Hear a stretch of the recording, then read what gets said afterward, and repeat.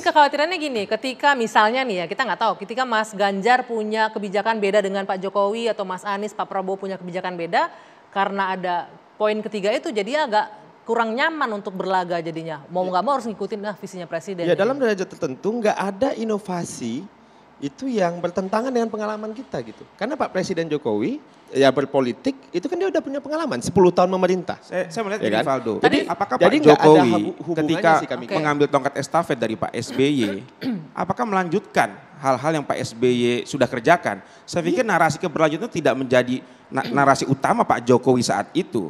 Ya, ini saya khawatir Pak Jokowi seperti anak kecil yang ketakutan mainannya diambil oleh orang lain ketika waktunya sudah habis gitu. Bicara soal inovasi sekali lagi, itu base-nya itu experience loh. Oke, boleh direspon nih Pak Jokowi seperti anak kecil yang ketakutan mainannya diambil. Sebenarnya kan begini, ada banyak hal yang ya tadi saya udah sempat sampaikan, memerintah hari ini dan masa depan, sinkronisasi itu semua. Jadi ada program yang sudah baik ya dilanjutkan, ada yang kurang baik diperbaiki dan dievaluasi dan ditambahkan bahkan dengan narasi Indonesia Maju. Jadi sebenarnya adalah kita juga nggak bisa menutup mata ya dengan apa yang sudah dicapai hari ini, kepuasan yang ditunjukkan publik dan sebagainya. Jadi ada sebuah keinginan dan harapan ya dan jangan lupa Pak Jokowi ini masih ada 1 tahun 5 bulan, masih lama nih. Jadi jangan sampai kalau seandainya kita punya kekhawatiran itu terlalu berlebihan dan sebagainya. Oke, ini tuh sebenarnya akhirnya kan menuai pro dan kontra banyak sekali. Tidak hanya masyarakat biasa, tokoh-tokoh pun mulai berkomentar. Seperti mantan presiden kita, Pak Yusuf Kalla juga bahkan mengeluarkan statement akhirnya terkait dengan pernyataan, mantan wakil presiden kita, Pak Yusuf Kalla juga mengeluarkan pernyataan terkait dengan omongan Pak Jokowi. Kita dengarkan bersama. Ini kan bukan yang pertama tidak diundang, tapi sebagai kalau pertemuan itu membicarakan, karena di istana ya, membicarakan tentang urusan pembangunan apa tuh wajar saja. Tapi kalau bicara pembangunan saja mestinya Nasdem diundang kan.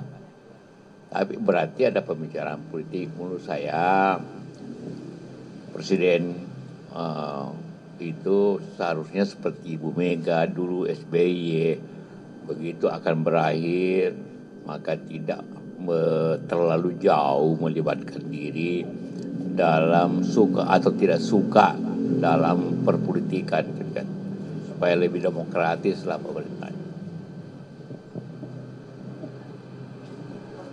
Ya kalau penjelasan dari pers itu cawe-cawe untuk agar menjaga demokrasi, menjalankan pemilu yang jujur sangat bagus.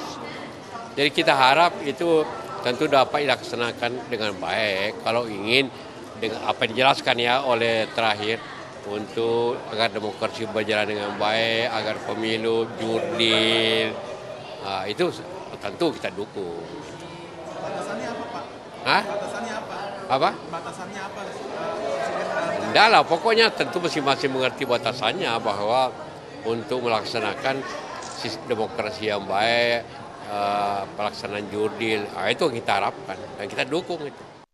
Pernyataan dari Pak JK ini. Disampaikan oleh Pak JK ya, masing-masing punya batasan dan memang ada batasannya. Batasannya apa? Regulasi peraturan perundang-undangan, siapa yang melaksanakan, institusinya ada. Bawaslu, ada KPU, ada pengawas, kode etik dan lain sebagainya. Artinya Bang Mardhani tidak usah khawatir di sini karena semua sudah diatur. Apalagi yang menimbulkan kekhawatiran kalau sudah jelas begitu. Malah berbahaya, lagi-lagi saya bilang cawe-cawe ini berbahaya. Walaupun sudah ada regulasi yang mengatur ini semua. Regulasi kita itu ada banyak ruang kosongnya. Nyun sewu contohnya. Jadi nggak percaya dengan regulasi yang ada? Ada ruang kosongnya, memang tidak semua contohnya.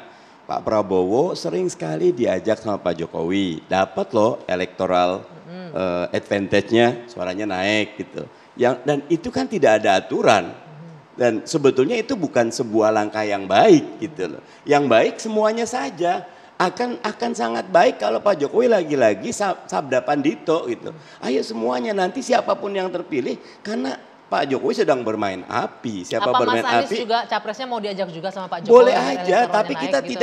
tidak meminta. Yang kita minta Pak Jokowi jadi ayo anak-anakku monggo kalian keluarkan kemampuan terbaik. Buktikan prestasi kalian, saya nanti akan menjaga siapapun yang menang, saya akan dukung sehingga keberlanjutan jalan. Kalau itu yang diambil, maka dia jadi negarawan. Kalau cawe-cawe jadi politisi yang kecil, sayang gitu. Presiden jadi politisi kecil kalau cawe-cawe, tidak negarawan. Justru begini Mbak Anggi, kepuasan yang ditunjukkan hari ini itu sangat tinggi. Berbeda dengan dulu ketika sebelumnya nih, mohon izin ya.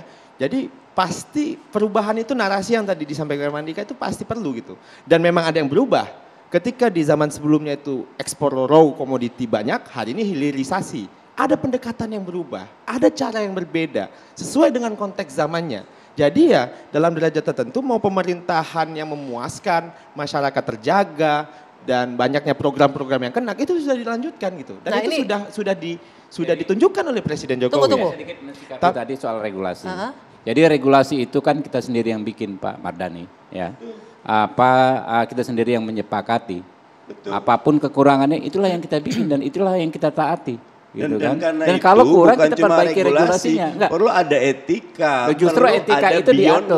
Beyond aturan yang harus dijaga. Gitu. Jadi gini, dalam konteks antara relasi etika dan hukum, kita ini yang paling progresif. Di mana hal-hal yang menjadi sebetulnya di tempat lain hanya sekedar menjadi etika, tapi di Indonesia dinormakan menjadi aturan hukum. Nah, saat ini malah banyak keluhan. Kok begini nggak boleh, begitu nggak boleh. Kita teman-teman sendiri loh yang menyampaikan keluhan. Terlalu kaku. Ya kan ini terlalu kaku, belum apa-apa disuratin. Nah itulah peraturan yang ada gitu kan. Peraturan yang kita sepakati. Jadi kalau kita bilang peraturan kita, regulasi kita terlalu lemah. Nah de facto tadi di awal Pak Mardhani sendiri mengeluhkan, katanya terlalu ketat. Tiba-tiba belum apa-apa dapat panggilan dari Bawaslu. Padahal di kami saya tidak keluhkan, justru itu salah satu bukti. Loh, bahayanya cawe-cawe. Bahayanya apa? Orang saya juga dapat kok. Dari Bawaslu, apa relasinya apa gitu loh. Nggak bisa surat Bawaslu yang Pak Mardhani tunjukkan jadi bukti bahwa itu akibat dari cawe-cawe. Nggak ada kaitan. Karena itu terjadi dengan saya. Di Jakarta Timur. Apa karena sinyal dari atas makanya Bawaslu bergerak di bawah seperti kekhawatirannya. Tapi kan terjadi juga dengan saya.